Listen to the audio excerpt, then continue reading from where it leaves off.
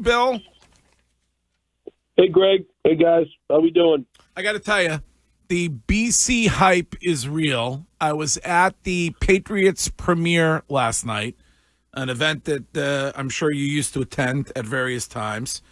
And they were asking the rookies to introduce themselves and where they played. And Jack Conley got a giant round of applause when he mentioned Boston College. So you're back over there, Bill. Nice. Jack's a great guy. I was happy to see him get on the practice squad. That's awesome. Great. Awesome for Jack. Bill, one of the things that I think, obviously going into the season this year against Fordham that you guys did really well last year was your ability to run the football. The kid Turbo flashed with some of his explosiveness. What's your plan in the running game this year? I know you got the kid McDonald, who was pretty good for you guys last year. What's your expectations on your running game? Yeah, we got to be able to run the football. That's who we are. That sets up a lot of things in this offense. Especially our play action game. We feel like it keeps us on schedule. We do. We have some good backs. We've got Jordan McDonald, Turbo Richard, who you talked about. We got Alex Broom is back. We have a freshman from Massachusetts. He went to BB&N. He's from Westford. His name's Bo McCormick. This guy's going to be a good player. So we've got some guys there that can run the football, and our offensive line has played well this training camp, and we have to be able to run the football. Bill, you've made an emphasis leading up to the week 1 against Fordham about eliminating bad football, something that has plagued this program for the last decade. For you, how do you do that? Where does that start, and how do you make sure that bad football is something that's in the rearview mirror? Yeah, we have to drill it. We have to show it on film, meaning we do, tackling drills every single day that we're in pads. We do, turnover drills, ball security drills.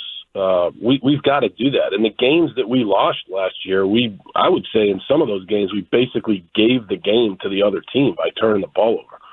And so or even, dropping an interception or not being able to recover a fumble or some stupid penalty or whatever it is. So, we have to eliminate those things, and we show them, we drill it, and hopefully that shows up starting Saturday.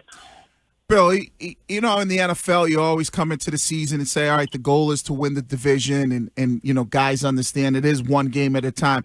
Is that approach the same way in college? Like, all right, the goal is to win the ACC, or do you just kind of let these guys know we're going to take it one game at a time and not even have them looking towards that? Wait, I think, I don't know. I'm not into goals as much as I am into getting better one day at a time. I really believe that. I think that these guys, especially college guys, I think in the pros, I think you can probably, obviously you got to say, hey, look, we got to win. We got to, win all of our home games. We got to split on the road. We got to win the AFC East. I get all that. I really do in the NFL. But in college football, these kids are very, they're great dudes, and they're very result oriented. And we got to stop being result oriented. We need to be able to say, okay, look, this team that we're playing on Saturday, no matter who we're playing, let's play one play at a time. Let's not look at the scoreboard. Let's just get the call and execute that call to the best of our ability and then play the next play. It's really not a cliche. I experienced this at Alabama. That was one of the reasons why Coach Saban won so many games, because they really bought into that. And I think our guys are understanding that better, and hopefully that starts to show up on Saturday.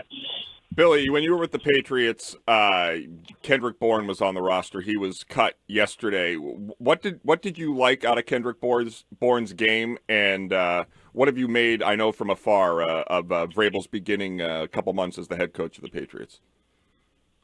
Yeah, I did. When I was there, KB did a good job for us. He hurt his knee against Miami, I would say about maybe 3/4 of the way through the season, and that was tough.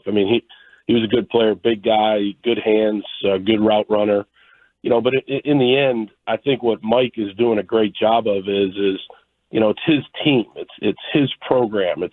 He wants his type of players in there. And this has nothing to do with Bourne. I'm just saying overall, Mike Vrabel is going to have a tough, physical, disciplined football team. And, you may not see all the results right away, or you may see them. It depends on how they play. But, like, he's going to do it his way, and I think that he's going to do it with the type of guys that he really appreciates, which are tough, hard-nosed, disciplined, put the team first type of guys that, have the ability to laugh at themselves, but also have the ability to, have that sense of humor, but also have the ability to go and show up every day and work.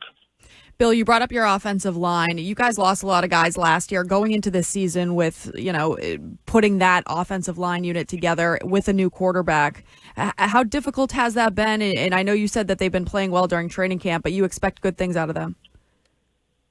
I really do. Look, we obviously lose an Ozzie, Drew, and then obviously Jack.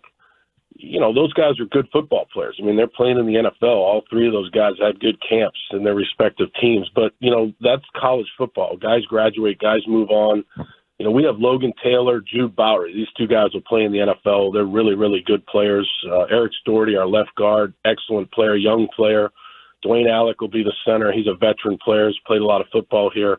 Kevin Klein, he'll be the right tackle, and he's had a really good camp, and he's played a lot of ball here. So I have high expectations for the O-line. They're very well coached by Matt Applebaum. I like the system that we run, and, that's college. They graduate, they move on, and the next guy has to step up and play well. Bill, when you look at, your second year, do you feel like your team is where you want it to be, or are you still trying to get the program to get that identity? Yeah, I think that's a good question. I mean, no, I don't think, in the end, we have a lot of good young players. So, like, in this class of 25 that's here right now that we recruited when I got here, I think there's 27 kids. There's 10 portal guys. Then we have, approximately 21 or 22 commitments in the class of 26. And then, like, for instance, last night I'm calling a bunch of class of 27 guys, so it's an ongoing process. And look, we're going to go out there and we're going to work very hard to win every game we play. We're not going up and down the schedule and saying, we can win this one, but we might struggle in this one. We're going out to win. But over the course of time, we're going to continue to build this culture, get our players in here and do things the way we believe, in doing them. And hopefully that leads to winning. Bill, I don't know if you saw the news, big story yesterday and today. Bill Belichick trademarking or attempting to trademark Gold Digger with his girlfriend. I don't know. You're famously, have you ever thought of trademarking Teapot? About your hothead, or like, do you have any applications that are pending that we should know about? I mean, the teapot thing, I'm telling you, nobody believes me, and I can understand why, I guess. But, like, that's kind of a exaggerated story. But, no. Yeah. I don't. Just be careful if you were. I don't know if you were thinking of using it at all in any kind of BC merch or anything. But Gold Digger is Jordan has applied for the trademark. So just stay away from that if you could. I don't know. I did hear about that last night before I left here. I did hear about that. Yeah. And I mean, that's unbelievable. Hey, God bless her. That's great, right. Man. But kind of a swing and a miss by Bears, if we're being honest. I mean, I know. Come on, Bears, can you help me out here?